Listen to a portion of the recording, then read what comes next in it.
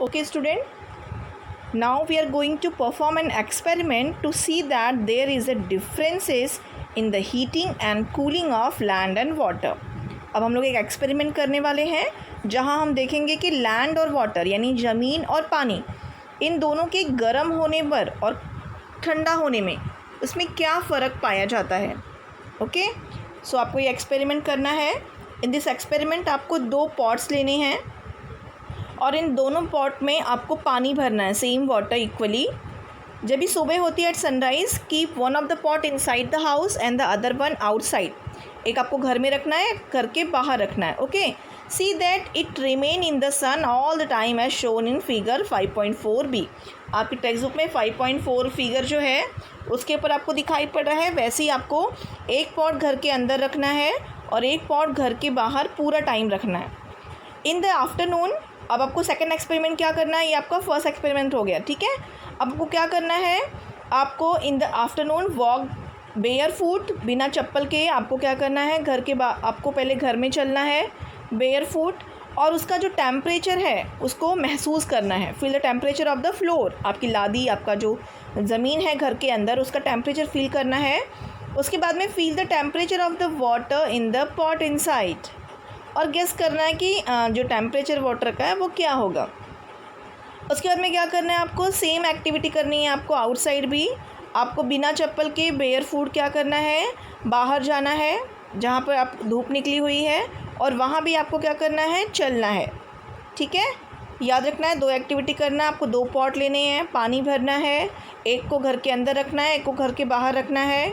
Second experiment, आपको बिना चप्पल के पहले अपने घर के अंदर चलना है और टेम्परेचर फ़ील करना है कि क्या गर्म लग रहा है आपके पैरों को.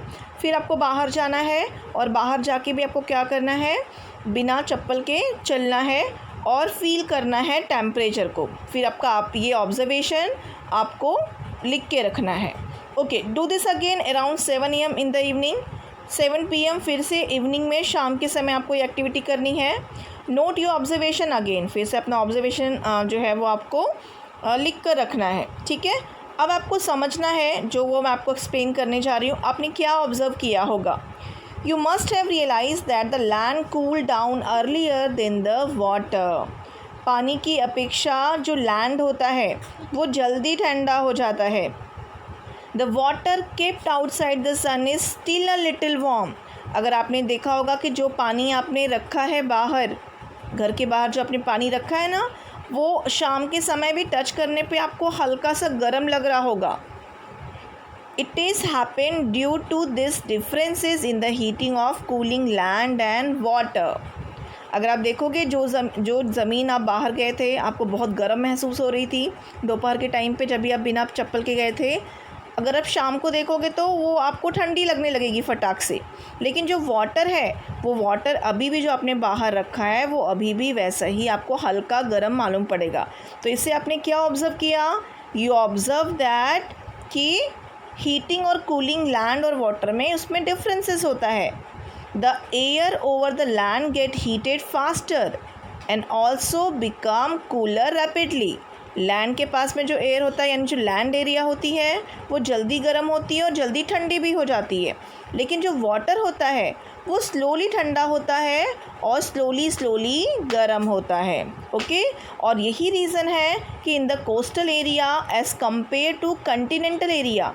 कंटिनेंटल एरिया का मतलब होता है ऐसी एरियाज़ जो समुद्र से दूर हैं. जैसे we are living in Bhandup, और भांडुप क्या है, मुंबई में आता है, और मुंबई कहाँ पे, अरेबियन सी के पास में है. So we are living in coastal area. So हमारे यहाँ पे टेम्परेचर कैसा होगा, इन कोस्टल एरिया के कंपेयर में जो कंटिनेंटल एरिया है वहाँ पे the temperature of air is lower during the day but warmer at night. हमारे यहाँ पे कैसा होगा कोस्टल एरियाज़ में, कोस्टल एरियाज़ में टेम्परेचर दिन के समय हमें कैसा लगेगा, कम लगेगा, लेकिन रात के समय क्या होगा, ज़्यादा होगा. Country the temperature of air in the continental area is higher during day time and lower at night. और जो समुद्र से दूर है कंटिनेंटल एरिया, वहाँ पे आपको दिखाई पड़ेगा कि दिन के समय क्या होता है, दिन के समय वहाँ पे हवा गर्म रहेगी, गर्म मौसम रहेगा, बट टेम्परेचर रात में एकदम कम हो जाएगा. So in the coastal area, because of the heating of sea water, water vapor get mixed in the water. क्या होता है दिन के समय कि सन की गर्मी से, सन की जो हीटनेस है उसकी वजह से क्या होता है, जो सी वाटर है वो जल्दी गर्म हो जाता है. और आप जानते हो कि सी वाटर के पास में जो एयर होती है उसमें वाटर वेपर्स होते हैं. तो वो वाटर वेपर क्या करते हैं, वो होल्ड करके रखते हैं हीट को. And as a result air in the coastal area remain moist and warm. इसलिए कोस्टल एरिया की जो एयर होती है वो मॉइस्चर भी उसमें होता है और वार्मनेस भी होती है. तो condition in the continental area are the opposite. As water vapour is absent, वहाँ पे वाटर वेपर तो होता नहीं है जो कंटिनेंटल एरिया है, क्योंकि वो समुद्र से दूर है. सो एयर कैसी होती है, ड्राई होती है. This lead to the sharp difference in the day and night temperature. Okay, so the difference in the maximum and minimum temperature of a day is called diurnal ranges of temperature. इस video में हम देखेंगे कि कैसे land और water in दोनों की heating में डिफरेंसेस है. हमने पहले भी एक एक्सपेरिमेंट किया था अपनी टेक्स्ट बुक का, और अभी ये छोटा सा एक्सपेरिमेंट हम और देखेंगे. इसमें सैंड जो है, रेत और पानी हम लेंगे. तो सैंड जो है वो इंडिकेट करता है आपका लैंड को. सो देखते हैं हम लोग एक्सपेरिमेंट. सो हमें क्या समझना है इसमें कि कैसे जो है वो दोनों के बीच में लैंड और वाटर के टेम्परेचर के में डिफरेंसेस होते हैं. आप देखो जो डिज़र्ट एरिया होती है वो दिन के समय एकदम हॉटर रहती है, एकदम हॉट रहती है, हाई टेम्परेचर. लेकिन रात के समय अगर आप देखोगे तो वो एकदम ठंडा हो जाता है. सो ये डिफरेंसेस क्यों आता है वो हमें समझना है. ओके, सो हम क्या करेंगे, हम 2 सेम बाउल्स लेंगे और उसके अंदर क्या करेंगे, दिन के समय हम लोग पानी और सैंड दोनों को रख देंगे. ठीक है, और उसके बाद में हम 2-4 घंटों के बाद में जाके हम दोनों को टच करेंगे. एंड व्हाट वी ऑब्ज़र्व, हम ऑब्ज़र्व करेंगे जो सैंड है वो गर्म है या पानी ज़्यादा गर्म है.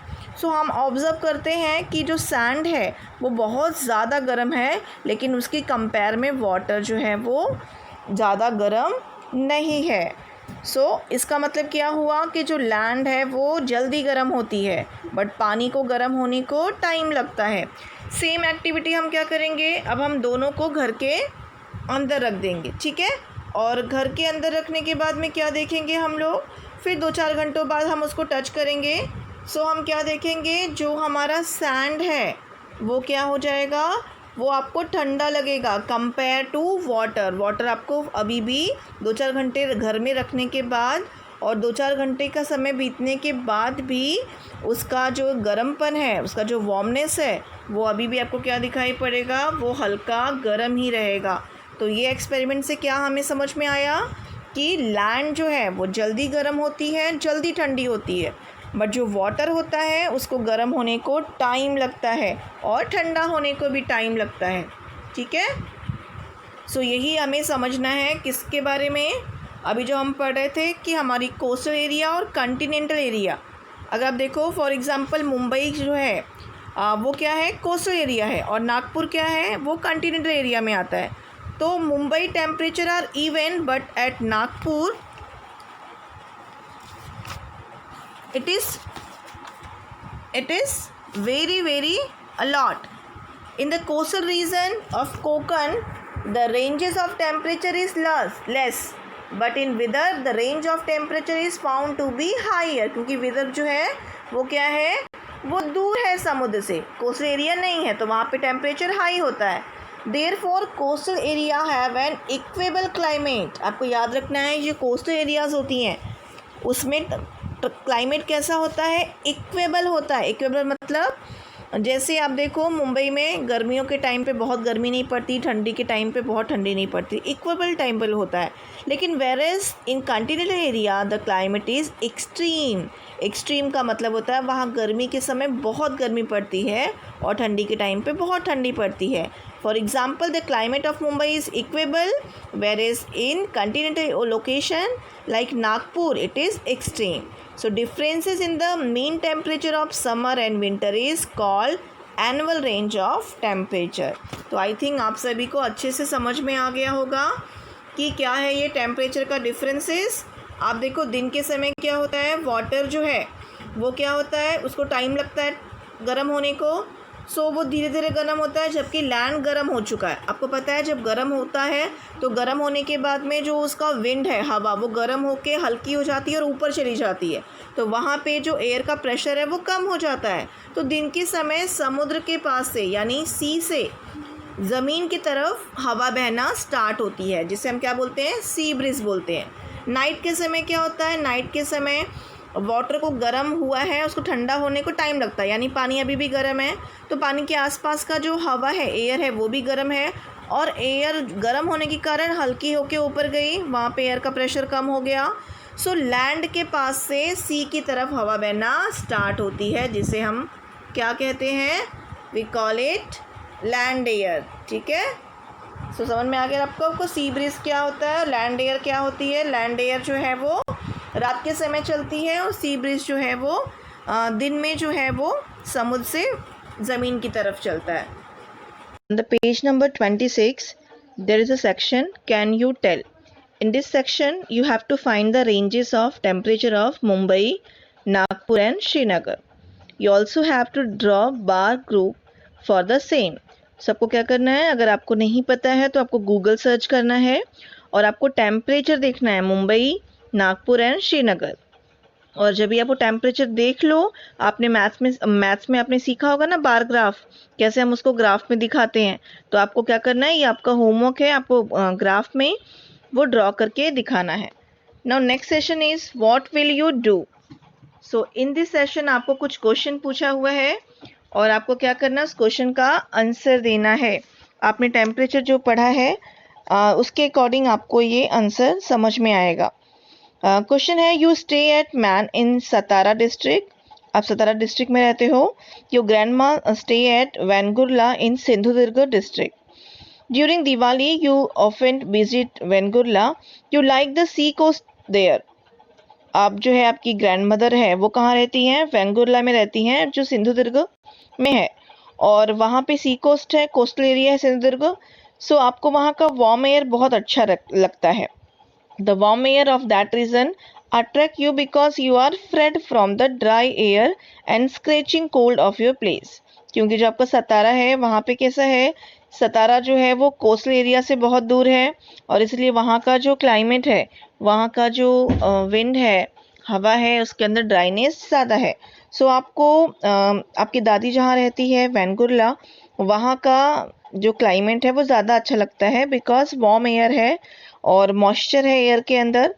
So this time grandma is suffering from asthma.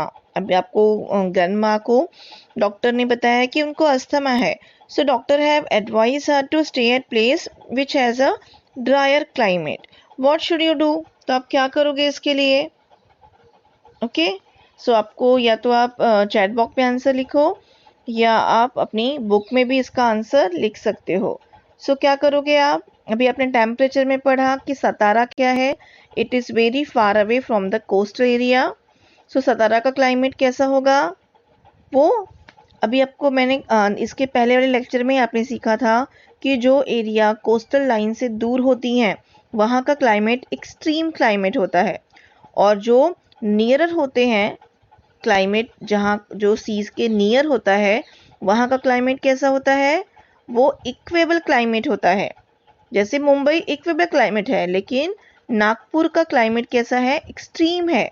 So in this question सतारा का क्लाइमेट क्या है, इट इज एक्सट्रीम क्लाइमेट, और Vengurla is near to the sea, so the Vengurla climate is very good, it is equable climate. ठीक है, सो वो क्या करेगा, वो अपनी ग्रैंड मदर को अपनी जगह यानी सतारा लेकर जाएगा, क्योंकि उनको अस्थमा का प्रॉब्लम है, और जो अस्थमा के पेशेंट्स होते हैं उनको ड्रायर क्लाइमेट चाहिए होती है। अगर उनको विंड के अंदर, हवा के अंदर, एयर में अगर मॉइस्चर है, सो उनको और तकलीफ होती है। सो वो अपनी ग्रैंड माँ को कहाँ लेकर जाएगा, सतारा में, जहाँ पर वो रहता है। Okay, I think all of you understand. Now the next session, do it yourself. अभी तक आपने बहुत सारे एक्सपेरिमेंट किए हैं इस लेसन में, अभी आपको फिर से एक छोटा सा एक्सपेरिमेंट करना है, और इसमें क्या करना है आपको, आपकी टेक्स्ट बुक पेज नंबर 26 पे ये दिखाई पड़ेगा।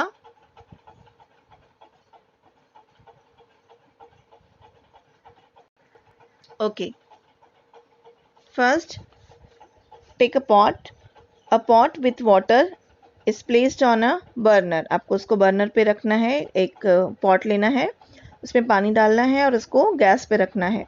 Draw 4-5 small plastic button in it and observe their movement in water. आप क्या ऑब्जर्व करोगे? आप ऑब्जर्व करोगे कि वो जो बटन्स हैं वो आपको मूवमेंट करते हुए दिखाई पड़ेंगी. सो ऐसा क्यों होता है, क्या रीज़न है उसका? सो एक बार आप घर पे ये करके देखेंगे, बट अपने पेरेंट्स के ऑब्जर्वेशन में. ठीक है, आप गैस के ऊपर एक पॉट रखेंगे, उसमें पानी रखेंगे, उसमें 4-5 प्लास्टिक के बटन्स डाल देंगे. ओके, अब क्या होता है, वाटर एक्सपेंडेड ऑन हीटिंग. आप जानते हो कि जब भी हीट मिलता है तो वाटर क्या होता है, एक्सपेंड होता है, बढ़ता है. The hot water from the base move upward. जब नीचे का पानी गर्म हो जाता है पॉट में, तो आप जानते हो पानी गर्म होके हल्का होता है, तो नीचे का पानी गर्म होने के बाद में वो मूव करता है अपवर्ड, ऊपर की तरफ. With it the button to are push to the surface. और उसके साथ में जो आपका बटन है जो आपने पानी में डाला है वो भी कहाँ आ जाता है, ऊपर की तरफ आ जाता है. The relatively cooler water in the upper portion move downwards. Same thing, उसके अपने फिर नीचे का पानी गर्म होता है और फिर नीचे का पानी ऊपर आता है, और जो ऊपर की सरफेस पे आपके बटन्स है वो पानी अब इस समय क्या है, थोड़ा ठंडा है, तो फिर वो नीचे की तरफ जाता है. So relatively cooler water in the upper portion move downwards. Taking the buttons with it. अपने साथ में बटन लेके ये प्रोसीजर आपको दिखाई पड़ेगा कि आपके बटन्स जो हैं कभी नीचे जाएंगे, कभी ऊपर आएंगे. सो ये प्रोसेस चलता रहेगा. This happen rapidly. In other word, on heating and upward current set in the water. In nature, the conditions are slightly different. Okay, so इसे हमने क्यों किया ये एक्सपेरिमेंट, समझने के लिए कि सेम ऐसे ही करेंट्स जो हैं, करंट या धाराएं जो हैं वो समुद्र ओशंस में भी होती हैं. Due to the temperature differences both upward and horizontal current develop in the ocean. अब टेम्परेचर, आप जानते हो कि सी वाटर जो है वो गर्म होता है, हॉटनेस ऑफ द सन. सो उसके अंदर भी ऐसे ही करंट पैदा होते हैं. And both upward and horizontal में जो करंट्स हैं they develop in the ocean. Beside temperature differences, factor like wind and differences in the density of the water also give rise to the horizontal currents. These ocean currents flow from equator to the polar region and from the polar region to the equator. So ये जो temperature में different आता है, जैसा आपने experiment में देखा, वैसे ही टेम्परेचर के डिफरेंसेस की वजह से हमारा जो सी वाटर है उसके अंदर भी ओशनिक करंट्स जो है वो पैदा होते हैं. जैसे आपका वाटर जो था, पानी जो पॉट में था वो ऊपर नीचे जा रहा था क्योंकि वो लिमिटेड वाटर था. बट इन सी में क्या होता है, वो अनलिमिटेड वाटर है, it's vast water, salty water. So उसमें ओशनिक करंट क्या होता है, वो इक्वेटर से पोलार की तरफ और पोलार रीजन से इक्वेटर की तरफ ये करेंट्स चलते रहते हैं. When an ocean current flows from the frigid to the torrid zone, it reduce the temperature of the coast in the torrid zone. अब जानते हो कि जो टॉरिड जोन है वो क्या होता है, एकदम गर्म होता है, और जो फ्रिजिड जोन है यानी जो आपका एकदम ठंडा वाला क्लाइमेट है, अगर वहाँ से करंट चलते हैं टॉरिड जोन की तरफ तो वो क्या करेंगे, चूंकि वो ठंडे हैं तो वो क्या करेंगे, टॉरिड जोन का जो हॉटनेस है उसको भी कम कर देते हैं. और कभी कभी क्या होता है, जब भी टॉरिड जोन से यानी जब भी आपके इक्वेटर से पोल्स की तरफ ये जो ओशनिक करंट्स हैं वो जाते हैं, सो वो क्या करते हैं कि वहाँ का जो ठंडा क्लाइमेट है उसको थोड़ा सा वहाँ के वाटर को कैसा कर देते हैं, गर्म कर देते हैं. So water current flows from the torrid to the frigid zone. It increase the temperature of the coast in the frigid zone. So इस जो ओशनिक करंट्स हैं, इस ओशनिक करंट से, और इनका जो है वो बहने का एक लिमिटेड स्पेसिफिक टाइम होता है, और उसी टाइम में ये ओशनिक करंट जो हैं वो इक्वेटर से पोल एरियाज और पोल एरिया से इक्वेटर की तरफ बहते हैं. अभी देखो, जैसा कि आपको आपकी बुक में पेज नंबर 27 में ये मैप दिखाया है, ये देखो यहाँ पे आपको एक्सप्लेनेशन भी दिया हुआ है, और यहाँ पे बताया कि कैसे ये जो है वो फ्रिजिड जोन से इक्वेटर, और जो है वो टॉरिड से फ्रिजिड, और फ्रिजिड से टॉरिड की तरफ जो है वो बह रहे हैं. ये रेड कलर का आपको दिखाई पड़ रहा है। सो ये सारे जो हैं वो ओशनिक करेंट्स हैं, जो आपको आपकी बुक के पेज नंबर 27 का जो मैप है ओशन करेंट्स उसमें आपको दिखाई पड़ेगा। अब यहाँ देखो ऐसे बहुत सारे रीजंस हैं, ऐसे बहुत सारे कारण हैं जिसकी वजह से ये ओशनिक करंट जो हैं ये बहते हैं। जैसे आपने देखा कि टेम्परेचर या विंड, बहुत सारे रीजंस हैं और इसकी वजह से वहाँ के क्लाइमेट पे बहुत फ़र्क पड़ता है। ऐसे बहुत सारे देश हैं, कंटिनेंट्स हैं जो हमेशा फ्रिजिड जोन में आते हैं, हमेशा वहाँ पे 12 महीने जो है वो बर्फ़ जमी रहती है।